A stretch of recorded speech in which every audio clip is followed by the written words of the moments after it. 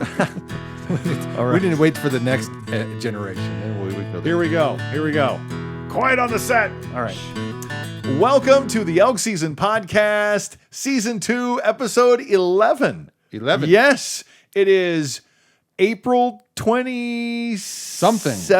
It's the 27th, yeah. Is it the 27th? It is the 27th. It is 124 days until Elk Season. 1, 2, 4. OMG. We're so close. Yeah. And we are the Chambers Brothers. My name is Harold. I'm David. And today on the Elk Season Podcast. We, I guess we have a bit of a follow-up on elk shed, or I'm sorry, shed hunting, rather. Sure. Some wolves in the news. We're going to follow up with Colorado conversation on news of wolves in Colorado. Yeah. There's something about high peaking, and that just has to do with hiking for you hikers out there.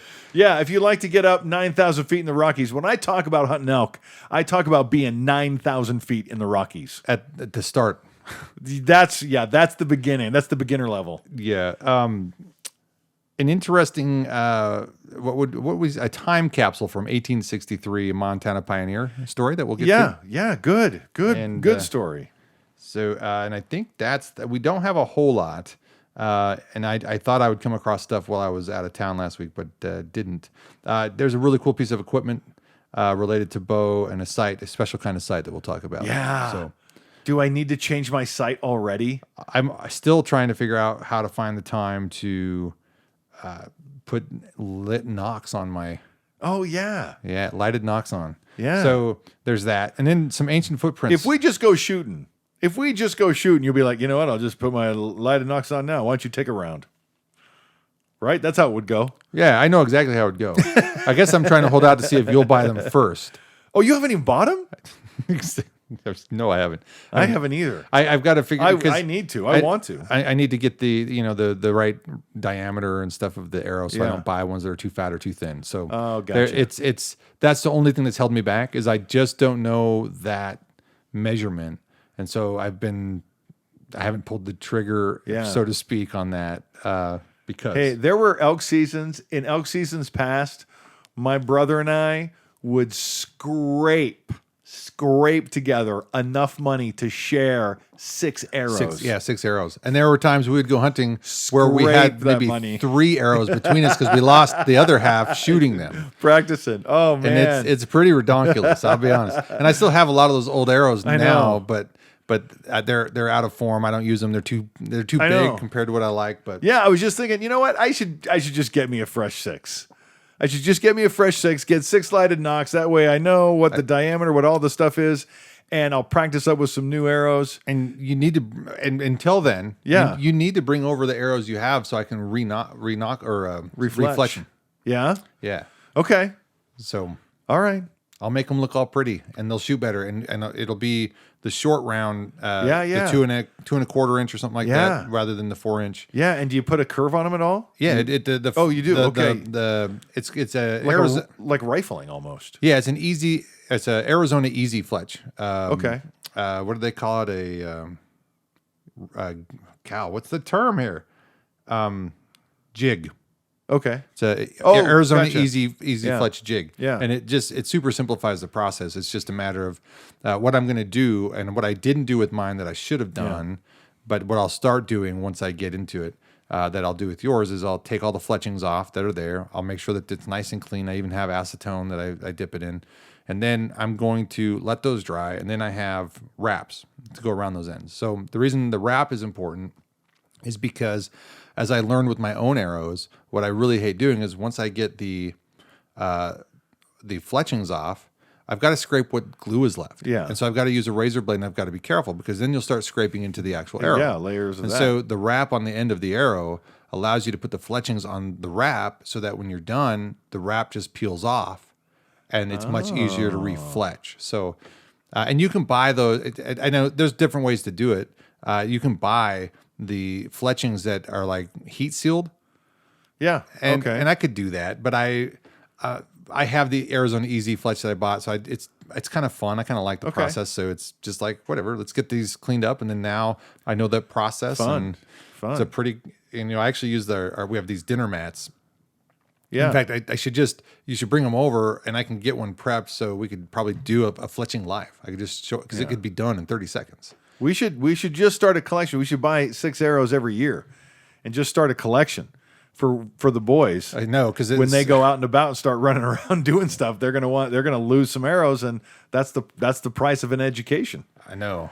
So I mean, we paid that price. Yeah. Being first gens in this sport, it's not been easy. It's had its and it still has its moments, but they're fewer and farther between in terms of the learning curve. And it's getting easier and easier to find and stalk and hunt the animal that, 20 years of hunting was a struggle. Yeah. And then all of a sudden there's sort of a corner we turn. Yeah. And though I haven't harvested, you've heard me say on this program, if not to you privately outside of this, for years, that I'm a successful hunter. I just haven't harvested. And I cherish every moment that I get close to these amazing animals. Man. It's a memory that doesn't fade and that just stays with you forever and ever. As soon as the snow melts and I'm eager to get to the mountains and just see it for the first time. And the only thing that makes me more anxious is when that snow takes way too damn long to melt. Have you seen the pioneers? Have you seen the pioneers and the sawtooths? When we look north from Twin Falls, I don't actually think we're seeing the Sawtooth Mountains. I think we're seeing the Pioneer Mountains and mountains on the other side of the Sawtooth. But anyways, we see them year round. On good clear days here in the Magic Valley, we see them year round. And right now, there is more snow on those mountains. And they're 100 miles away. Yep. And I can see there's more snow on those mountains than there has been in years. Yeah. It's impressive. And if you get to certain places in town where you have, there's a cool psychological effect where those mountains will look huge. Yeah. And so if you go, and it has to do with sort of your angle. So if you go to southern Twin Falls and you're coming into town from south of Twin Falls, you're up and you're elevated, and it allows you to have this perception of staring across this huge valley all the way up to the mountains. Yeah. But because of the angle you're at, the mountains, particularly with the snow on them, look huge. And they look much closer than they really are. And that same effect happens when you sort of head north from Twin Falls towards Shoshone. When you come down certain parts of the dips of that road, you're going to have that same angle. And you'll have that same effect. And it's just like, my goodness. Yeah. And you get a good look at those mountains. The Pioneers in particular look very heavily covered in snow. Yeah. I don't see any rock in the peaks, and I don't see any trees at the base. I mean, it is snow. Yeah, they've had it hard up there this year in terms of snowfall. And we are expecting in the 10-day forecast, we have 5 days of 80+ degrees in a row. It's starting on Saturday, and on Sunday it could get up to 90. Yeah. It's 86, 87, but there's 5 full days of 80+ degrees. It's going to be a warm week. This snow has really not started to melt yet. No. I have my neurofeedback technician lives in Utah, and he says, "Oh yeah, I went skiing last weekend, and he told me this on Tuesday." He goes, "They had 2 feet of fresh powder." Geez. So it may kind of feel like warm and it's spring, but keep in mind, in 1983 when this happened, I know I told this last time, but the Colorado River did not peak until July 4th. It takes a long time to melt that snow. And I've seen reports from Hoover, how they're letting out tons of water. It's not at Hoover. Is it Lake Powell? Yeah, it's the Grand Coulee. Is it Grand Coulee? Yeah. So Grand Coulee is releasing all that water. Now, here's what's interesting, because I was looking at this just last night. I was looking at the Grand Coulee Dam because I saw that article. So I go onto the Google Maps and I compare Lake Mead, Lake Powell, and Lake Powell is huge. It's so big. The tributaries that feed Lake Powell and the way the bottleneck for that dam. They were all canyons. They're all hundreds of feet deep. Yeah. It's so amazing. Yeah. The what we lost from that waterway filling. For both of them. Yeah. But it's I turned my headphones down too far. Anyway, I was thinking about that. Now, even with the snowpack, there's no way that'll fill this year, even if they stopped letting this water out. So It's all about, I guess there's a sediment management plan that they have in place to move sediment down the Colorado. Right, and it helps the wildlife, the fish in the river. We depend on that spring runoff. A weird, embarrassing acknowledgement here. I used to think the Colorado dumped out into the Pacific. Oh, really? It does, but it doesn't. It's the Gulf of California, but.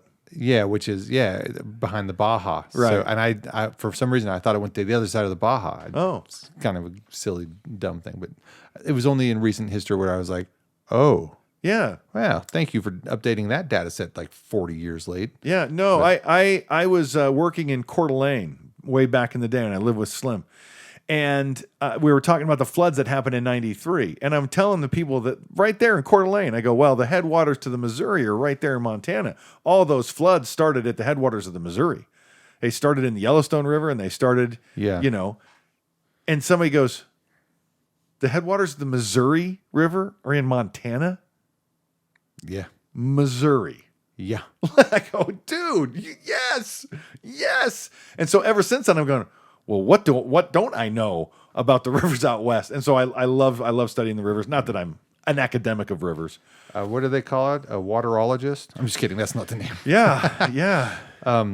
It's a hydrospecialist. Yeah, no, hydrologist. I know it's a hydrologist. I actually forgot until just now. So, anyways, we have again, when this happened in 1983, from my memory, it really didn't get warm enough to melt the snow until May.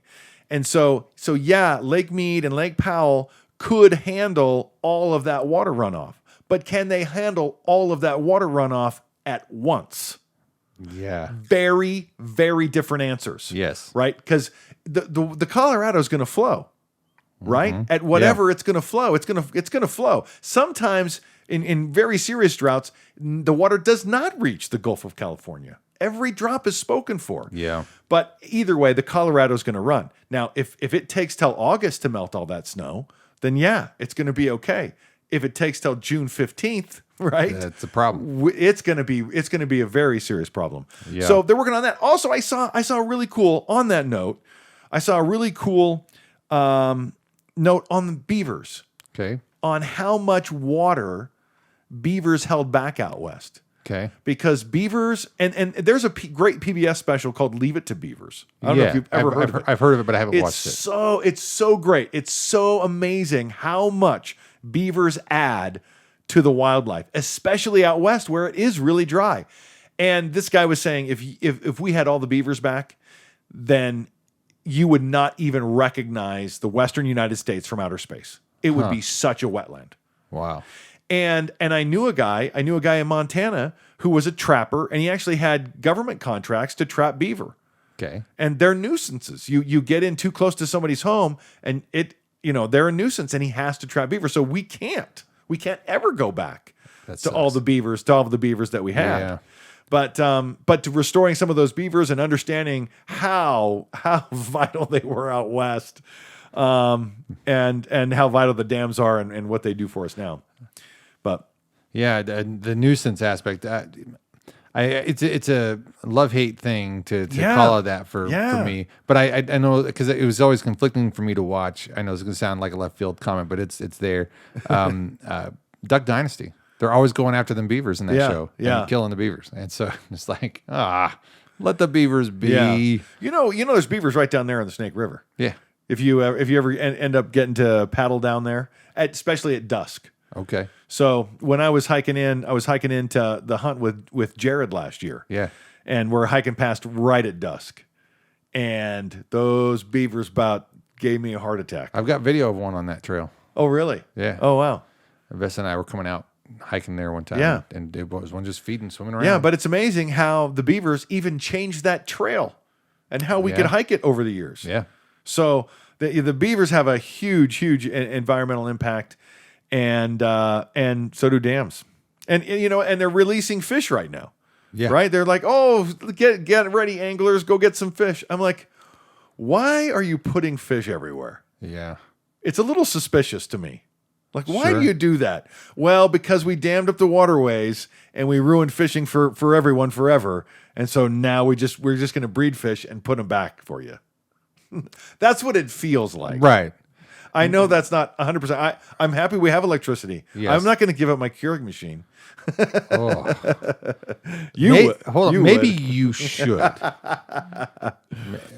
So, anyways, it is a conflict. It is a conflict. Like the beavers I'm trying to think. and the trout stocking. It's like It's it's a two-sided coin. Yeah. There was some crazy analogy out there, a movie line that I wanted to convert to what you just said about Keurig and coffee, and I can't think of it fast Okay. enough. So I'm not going to go there, but just know that It was a solid dad joke. And instead of laughing, I'll say that's funny. yes. That's funny. But I'm also going to take this time to advocate for anyone listening that you can make better coffee without a Keurig machine. And so consider the options of what you can learn for pennies on the dollar, for what you can do for yourself, by yourself, without the cost of convenience, throwing trash into a garbage can. Anyway, I'm going to shut up now. No. We will pick that back up. We're talking about food later. Okay. We're talking about food later, and we will pick that back up because Harold got himself a backpacking Keurig machine. Sorry, I didn't mean to spill the beans. You know what? I have a TikTok. Is Keurig faster than my JetBoil? And JetBoil won easy by 30 seconds. Yeah. Because the instant coffee from Starbucks, Yeah. which is also as good as Keurig. Y'all got to get more patient, though. Yeah, Because I know. I've got a coffee press for my JetBoil. And when I bring fresh ground coffees with me in my backpack, Yeah. sugar and cream. Okay, so we will address this. We will address this later. If we're done talking about water, trust me, the water issue out west is very serious, and we're watching it unfold in real time. It's serious in a few ways. We got some serious water table, great, but we also got some serious problems that come with that water melting into the ground. Yeah. So, too fast. Yeah. Too fast. So it's something that we'll keep an eye on, and we'll be back next week. We got a next week plan. I think so. So yeah, cool. We'll talk again next week, and we'll see where the water situation. I mean, is. with this next week of heat waves, I'm curious. Yeah, I'm curious. Yeah. And so I want to jump right into wolves. Let's go. I there. know we have some wolf stuff. Last week we finished up a conversation. We asked ChatGPT a few questions. Oh, that's right. We were asking it what percentage of elk do wolves kill, and it was somewhere between 5 and 20. Yeah. 5 and 20%. I would imagine in a place like Yellowstone, it would be closer to 5 because there's no human predation in Yellowstone. Yeah. So the elk herds are bigger. So the wolves kill a smaller percentage. But when you do have full saturation of wolves, like you do in Idaho and Montana and Wyoming, you have that full saturation. And now you also have human competition for all of those places. They're going to kill a higher percentage, maybe up to that 20%. 20% of the elk population of Colorado is 60,000. 60,000 elk a number. year could be killed a year in Colorado. And right now, and I know we have a wolf story from Oregon, we have a wolf story from Washington, because these wolves are coming. The wolves were not reintroduced to Colorado. They're there. They came in from Wyoming, and they were coming into Montana from Canada. They came from Idaho, and have now, I saw a report that they've gone all the way to the coast. They've been spotted all the way on the coast. Nice. I mean, wow. But so Washington and Oregon don't have the same kind of policies in place to take care of this. And so that is one of the stories. Washington has a wolf story.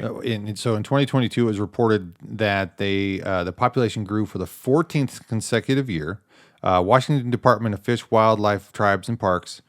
Sorry, not parks. Just it's all right. Anyway, it's all right. Counted a minimum of 200. For those of you keeping track at home, how many times have I added parks to something? All right, minimum of 216 wolves, 37 packs, 5% increase over the previous year. 37 packs of wolves. I'm ashamed to tell you, I don't know how many packs are in Idaho. Yeah. I don't even know. But 37 in Washington? That's a much smaller state. That is amazing. Yeah. And I'm sure those numbers are pretty close in Oregon. Yeah, I'm not sure what the numbers are there, but it's... You sent me a video. Oh, I forgot about... I'm so glad you brought that up. Because I started watching it today. I haven't finished it, but please go ahead. Well, you brought something up in the last podcast about the wolves getting into Oregon. Yes. And I came across that video the next day. I watch it and I go, this is almost verbatim. I felt like you had watched that and told me about it.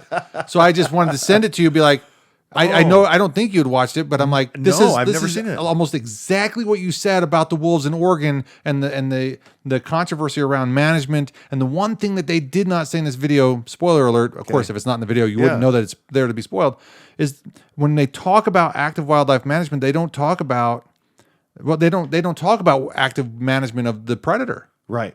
And they should be. Yeah. Everybody's saying we need to do something, we need to do something. Well, where are you going to start having the conversation from the legislature to the people who are in the rural areas about let's have active management plans and strategies? Because the farmers are saying, and you were saying that the people in the rural areas are like, people in Portland don't listen. Right. And so this is a reporter from a big metropolitan area coming out to the rural area about the wolf issue. And, really? Yes. Really? Okay, I do want to watch that now. Yeah. Interesting. So, I was going to watch it anyway, but it was just like, it was right in tune with what we had talked about. Wow. And I was like, oh my gosh. So, and there's this, it's funny because so much of it kind of reminds me of people I know in rural Idaho, this gentleman that is interviewed there. But the one thing that I want to hear more about, active predator management. Yeah. And that needs to be a comprehensive plan. And we need to get people to stop getting upset about, wildlife rights and whatnot, because we have to find that balance. And that balance can be negotiated. So, great story, funny story, not even an aside. My good friends that I work out with, Tom and Cindy, you got to meet them this week. And fabulous people. And such great people. He is an elk hunter and has been for more than 30 years. And she loves wolves. She loves wolves. She took her children also work out where I work out. Her kids say, oh, they would take us to Yellowstone and we would just wait for hours just to see one. Wow. Just to see cool. one. And I'm sitting next to her at dinner. And I really adore this woman. And I go, I love the wolf. I think they're so great. I told her about Carter Niemeyer's book, and I told her more about Decade of the Wolf. Okay. Because it talked about how, the pack dynamic in Yellowstone is straight up Game of Thrones. It's just, it's so great. It's so great. I told her about it, and I told her I also want to harvest a wolf, which I thought goes over as good as a Dixie flag does anywhere. Right. Right. It's like, but I want people like her to understand these need management too. Yeah. And it's hard because people love them so much. And I do too. Yeah. I do too. I always have. And the elk, they're beautiful and I love them. And I want to kill them too. I don't. I know it seems like I'm down the fence on that. Do you love me? Don't answer that. So much. So anyways, and I think part of my mission has now become to destigmify. Yeah. Re-educate. To just help in that re-education process. I know there's a lot of people on our team. I know there's a lot of people that agree that they need better management. A big part of the world right now from my observation, is that for whatever, we call it the post-truth era, because we fight our fights more emotionally than factually. And so we have to figure out how to factually fight in an emotional way. I know that was a long-winded way. So because what I perceive is that we have so much more in common if we can just break down that emotional barrier and get to the table and we go, oh, well, what if you thought about this way and what if you thought about that way? Oh, yeah. And so once you start that negotiation process, you find the common grounds and you start to wedge in there and people hopefully start to have an understanding. I don't have to, and I've told you this, we have differences on what we would want to harvest and why. Yeah. I don't necessarily want to harvest a wolf, but I can appreciate the need to have active predator management. Yeah. And so it's an important concept to have, that if we've encroached this much into wildlife, we have to be better stewards of it. Yeah. So I think it's just part of that territory. And there's no perfect answer. Right. But it definitely seems to me that needs to be a part of it. And I had never considered that until you educated me on that. Well, So, we kind of, we start talking about and exploring ideas just on the podcast, and you say, you know what? What about this? What about Yeah. this? And so there's some revelations that have come to me as well. I think having those conversations as much as possible hopefully allows for that, and Yeah. not being it's all about not being, I guess, oppressive with the message. Just saying, consider the message. Right. I'm not asking you Yes. to buy into it. Just hearing Yes. my side of it. And The world needs more of that. And I find myself, I don't know if I'm trying to dig into people's fear of 60,000 elk dying a year to wolves in Colorado. It's not a fear. It's a very serious consideration because it is gonna happen. It is gonna happen, and having measures in place beforehand. I think the biggest thing for me is that with active management strategies, you have healthier populations all around. Yes. Humans, wolves, prey species. Right. It It's all a makes better sense. ecosystem. Yeah. So Yeah. I agree. But we can't go back to an ecosystem that was all natural. Right? We're managing the elk and deer. We need to manage their predators equally so that everything is in balance with us. So that's the new step that needs to take, and I think both sides need to come on board with that. Anyway, in time. I'm sure they will. I'm sure they will. We'll be part of that conversation for sure. So since we're talking about wolves, I don't know where else you wanted to go with that aspect of it, but there was the wolf attack. and that's where I was headed next. I'm sorry. Making sure that we were segueing right. Alleged wolf attack. Yeah, a South Oregon man says he was attacked by a wolf, and this is reported through a Facebook channel, Montanitude. Okay. So South Oregon man says he was attacked by a wolf and has wounds to prove it. So the image here has a guy with a bunch of bandages on his arm, like he was fighting off a dog species. I mean, on the surface, it looks legit, but yeah. So because I've done a little bit of research on wolves, I don't know if I've given you this statistic. The hardest bite, the highest pressure bite that you would feel from any dog ever measured was about 1,450 pounds per square inch.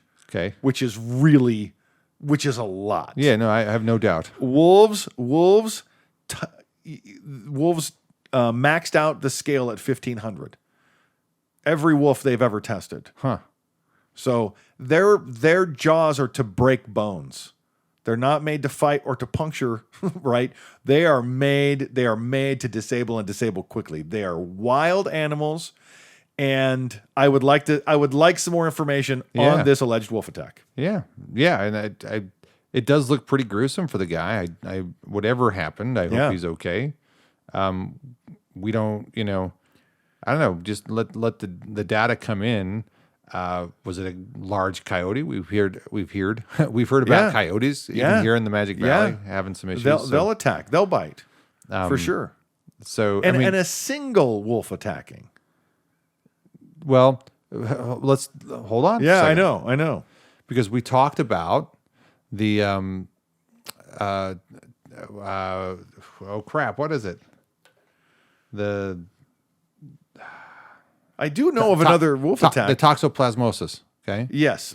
Makes makes a wolf less inhibited, and it's not that it's more aggressive, but it's more assertive. Like tequila makes your clothes fall off. So I would be curious if they were able to catch this thing if it was toxoplasmosis. Okay. Because if it's a lone wolf, because that's what that does, right? What they learned is toxoplasmosis gets into the wolf will stray from the pack. Yeah.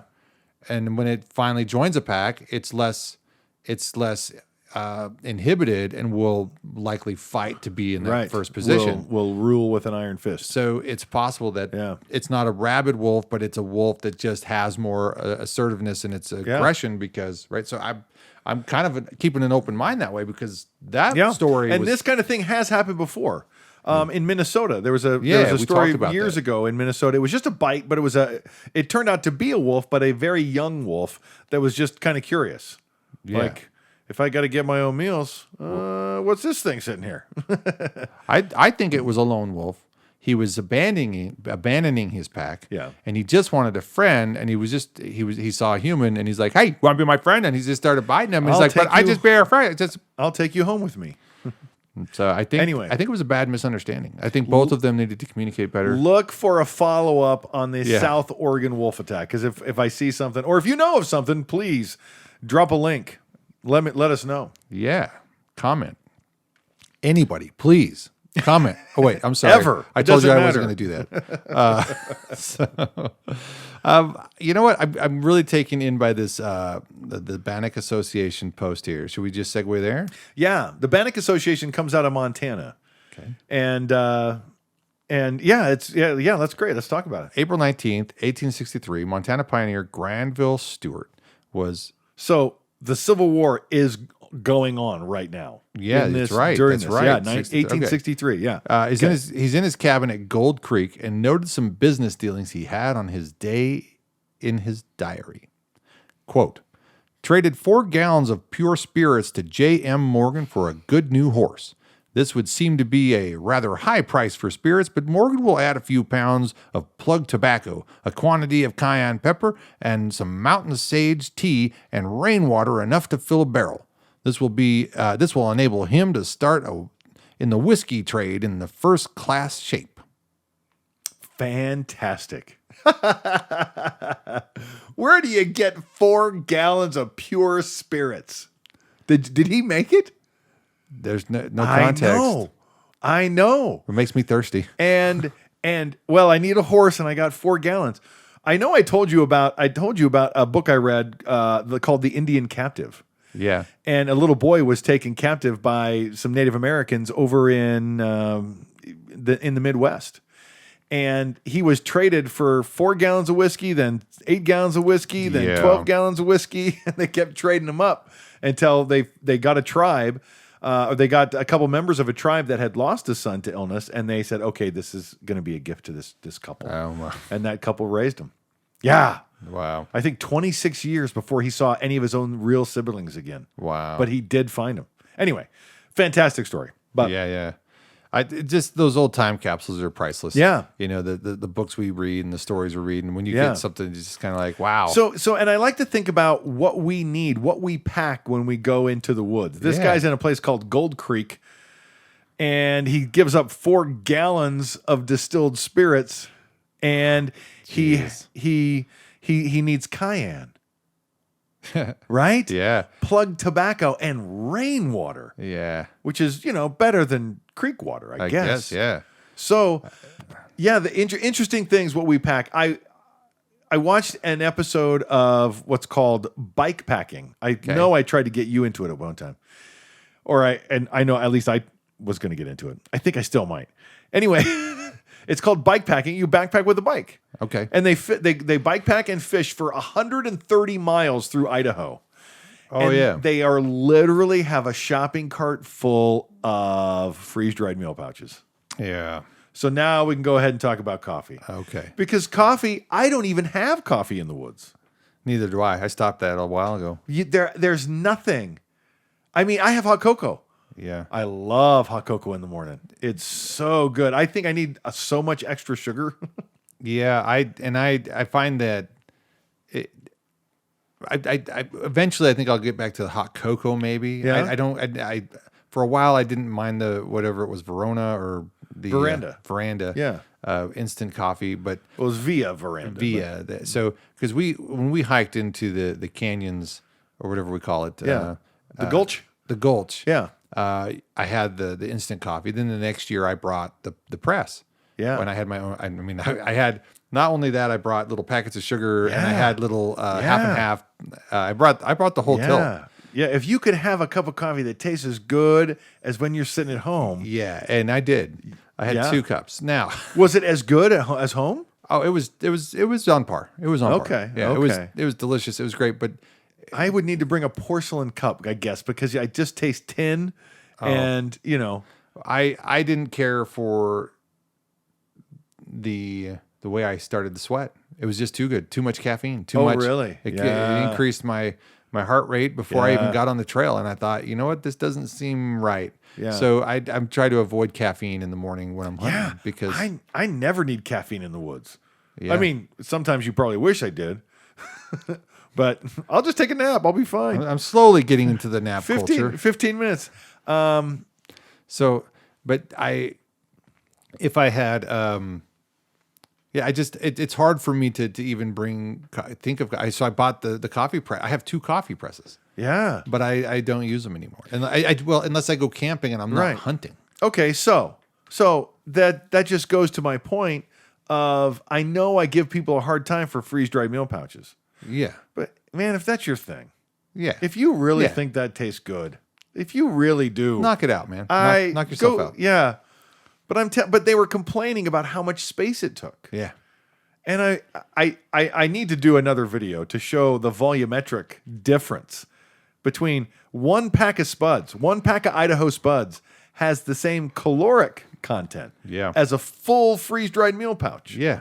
And if you that's a lot. And you can pack some things that are not going to take up as much space that can be additives to that is going to make it so much better. Spam. I know you don't like spam, but chicken, spam, that pork carnitas, and extra cheese and sour cream and a little bit of butter. Anyway, I think I really like to celebrate our creativeness, our craftiness. Yeah. Our there's another term there, but to being inventive, culinary artistry. innovative to the backpacking food culture. Yeah. So, I mean, it's not that we're the only ones doing it, but it's just that we're not settling for something that is really overpriced and flavorless. Yeah. Yeah, I know. Maybe there's some good stuff out there, but even who was it? Oh, my buddy Tony. I'm going to go gold prospecting with my buddy Tony. Yeah, in Oregon, yeah. He still talks about that quesadilla. He still talks to me. He goes, dude, when I go camping, quesadillas are the go-to. And you really have pioneered that, because I was really into they're so good. I was doing I don't know if I was doing full freeze-dried stuff, but I know that I was watching you evolve your food culture, because you started that track a little bit before me. Yeah. And you're like, let me make you quesadilla. And then I was like, oh, geez, yep, got it. Right. I knew it. Right. And you're not going to say no to hot food in the wilderness. Are you ready for this? Okay. I don't think you realize this. Because when you made the quesadillas, you made them in a place that we named on behalf of that. The kitchen. That we named that place we hunt, the kitchen, and it was because we stopped for lunch there, and that's where you made me my first quesadilla. Really? Awesome. Because you I know I've made many quesadillas in the kitchen. Yeah. And you weren't necessarily doing that when we were in the other place hunting the years prior. Yeah. It was something that you evolved into eventually. And so when I see guys eating, and I see them eating out of a pouch, and I see them eating, I go, if you just tried this, I'm happy to give up the food. I'm happy to pack it all the way up here and cook it and serve it to you, knowing that you will say, I'm having quesadillas from now on. It's pretty tight. It's a good game. I mean, quesadilla is a good game. I changed what I have in my pack so I can accommodate such some of the time. Yeah. I don't always pack out, the stuff for it, but even my own boys, because I've shown them. We hiked up to Iron Bog Lake one year, not hunting, just as recreation on Father's Day.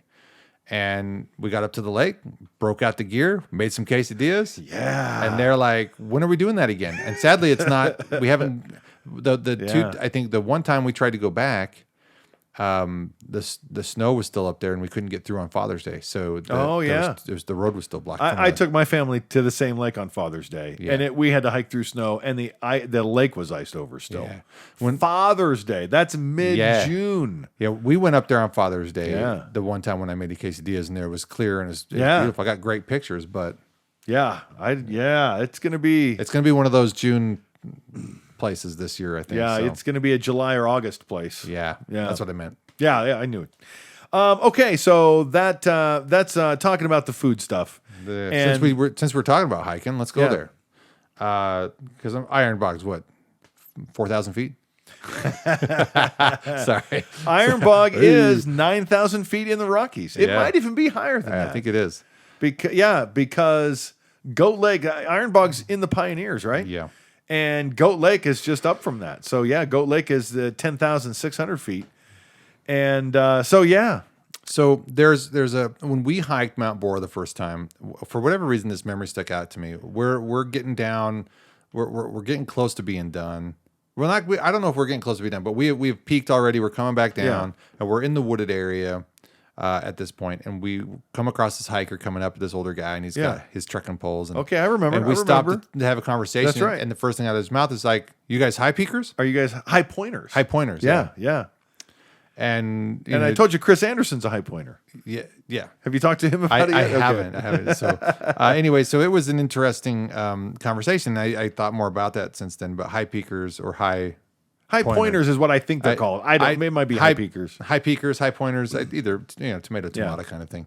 And how high is Bora again? It's 12,688 feet. Or 62, 662, 662, 12,662, I think. So 12,662 feet. Okay, go ahead. Which isn't too terribly tall, but it's not too terribly short either. So there are people in those high peakers club, and there's sometimes it's not just. And I'm taking the long road to this, right? Sure. So if you live in Colorado, you're part of the 14ers. Yeah. Okay. So those people go to the 14,000 peaks and they've climbed them all. Yeah. In Idaho, it's the 12,000 peakers. Yeah. And there's 7 of them. And so apparently they have something similar in New Hampshire, and they call themselves the 4,000 foot clubber, a 4,000 footer club. Sorry, yeah, 4,000 footer. And I don't. It is, but it isn't laughable. It's admirable that they have their outings. And they go out doesn't and do look these easy. Things. No, it looks more imposing. Have you seen the ski resorts over there?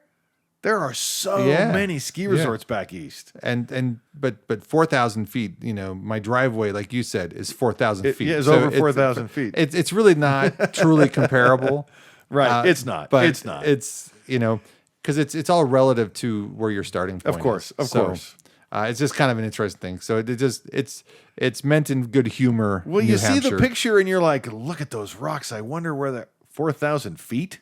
Yeah. What in the wide world of sports? If you wouldn't have pointed that out, I would have not even thought that. I was like, what's this? What's this about? Okay, they're hiking. That's that great. was all. It was just, fun. Perspective to everything, isn't it? Yeah.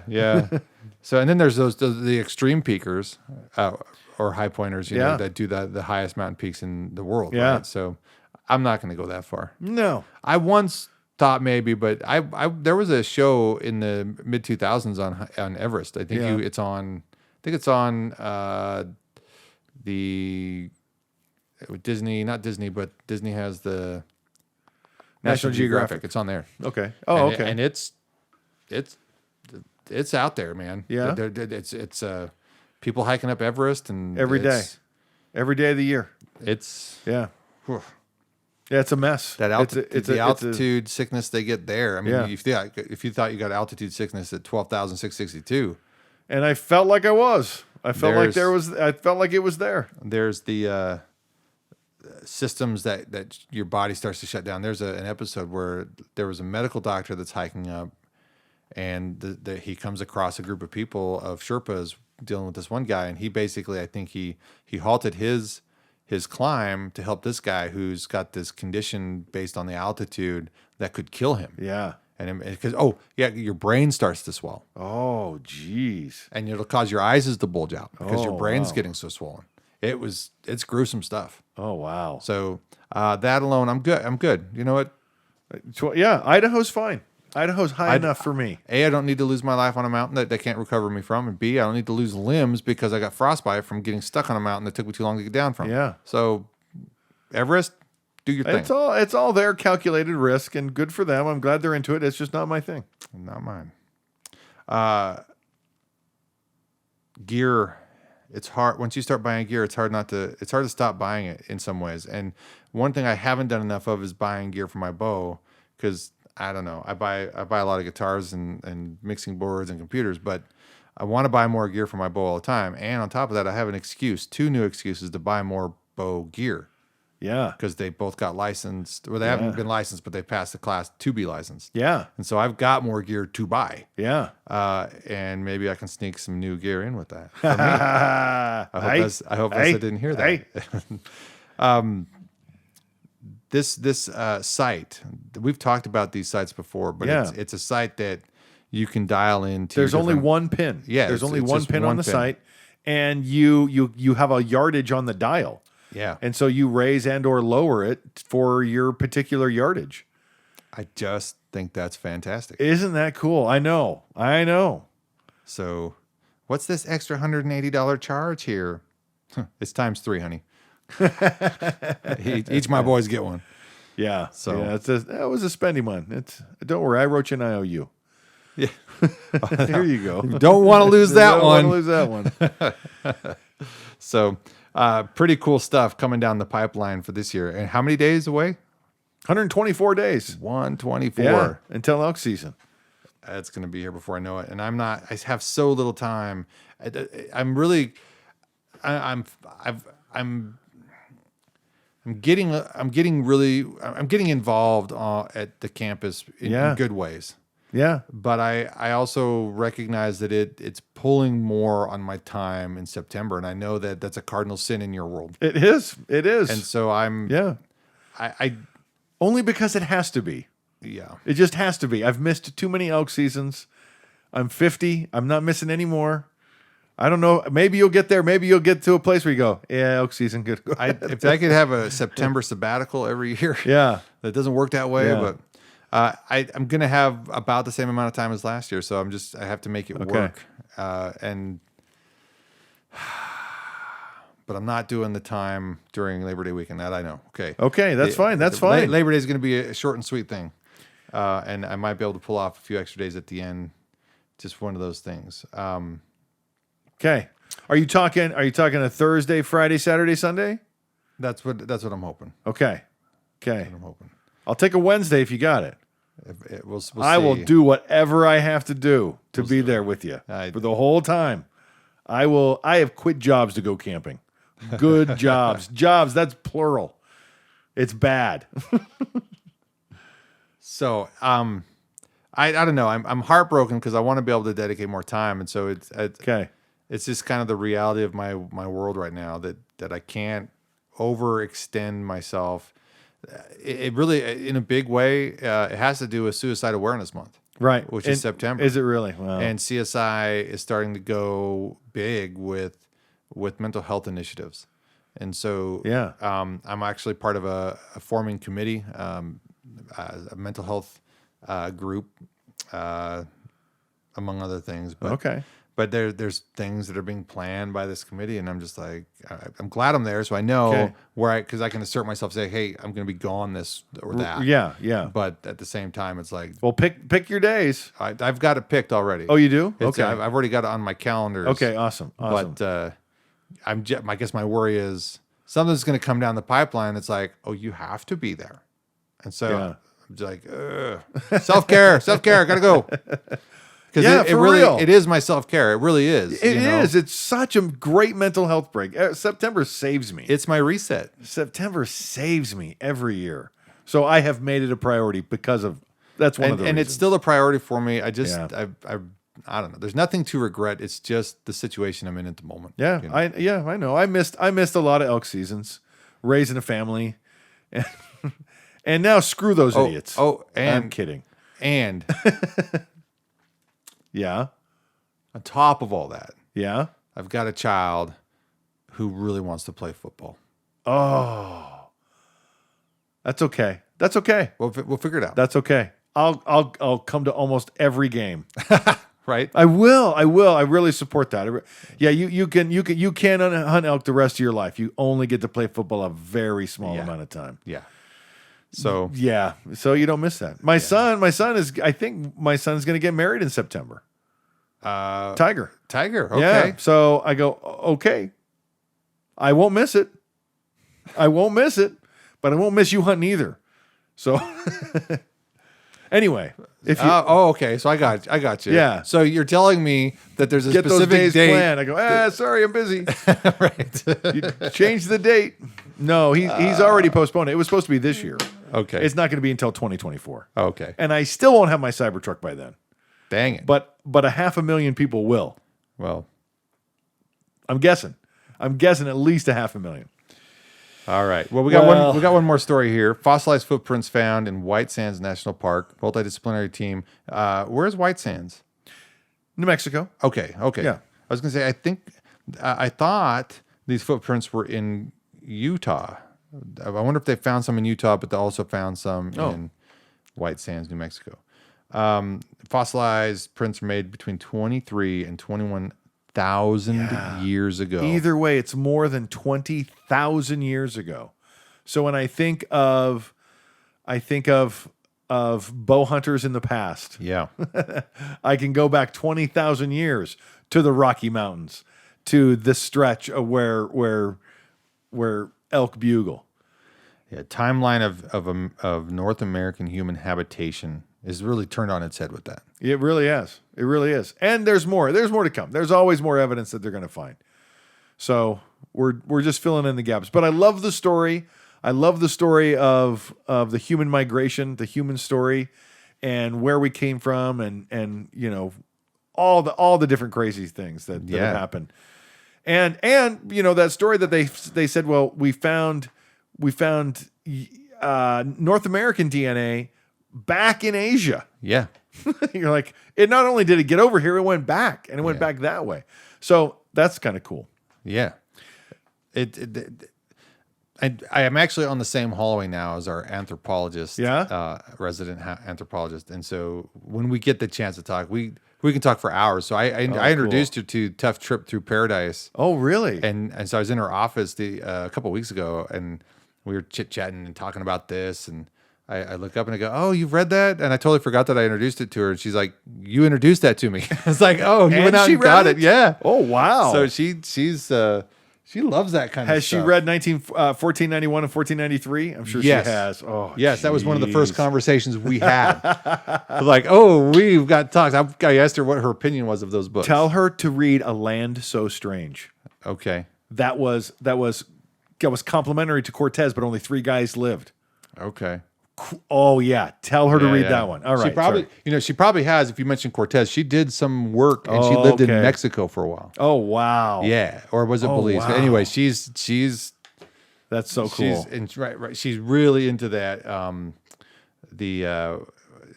She's trying to figure out how to get at the junior college level. I think some initiatives related to archaeology, and doing digs. So like what you see on Oak Island, a whole lot of not finding anything. No. Next week they find it. They tell me every week. Next week they find it. Oh, sorry. I was like, we haven't even watched this episode. Don't spoil anything. No, it's like at the end of this episode they tell you next week they find it. Could this be? So no, and so it's funny because she lamented how sometimes people come up to like, oh, you're anthropology or whatever, and archaeology or whatever. She likes archaeology as part of the anthropology perspective. And she's like, oh, so have you found any dinosaurs? And so everybody wants to ask anybody who's into archaeology, oh, so you find dinosaurs? No. So now that she's told me that, anytime I see her, I go, hey, any dinosaurs lately? Any dinosaurs? And I told her I was going to say that. It's funny. So that's pretty good. Anyway. Cool stuff. And when I see stuff like this, if I remember, I'll pop my head in her office, be like, hey, you know what I heard? And this and that. And did you hear about I told her I saw a canoe. That's what I didn't. Oh, the canoe. Yeah. There was a canoe that they brought up that was, it was like from 400. Yeah. It was almost 2,000 years old. Yeah. Yeah. Yeah. That it's not 20,000, but wow. So that's the kind of stuff she's into. So I'm like, I don't have a dinosaur story, but I just saw that they pulled up this canoe somewhere, and it's like from the year 400 or something. Wow. Yeah, I do remember seeing that. Yeah, that was bad. So, all right. I think that's it, man. Well, that's it. Yeah, we'll be back. We'll have follow-ups on wolves in all directions. We may even talk about elk sometime. You can get out and do some shed hunting, and happy melting. Yeah. Melt slow, please, everybody. Just, I know everybody wants it to be warm. Stay dry.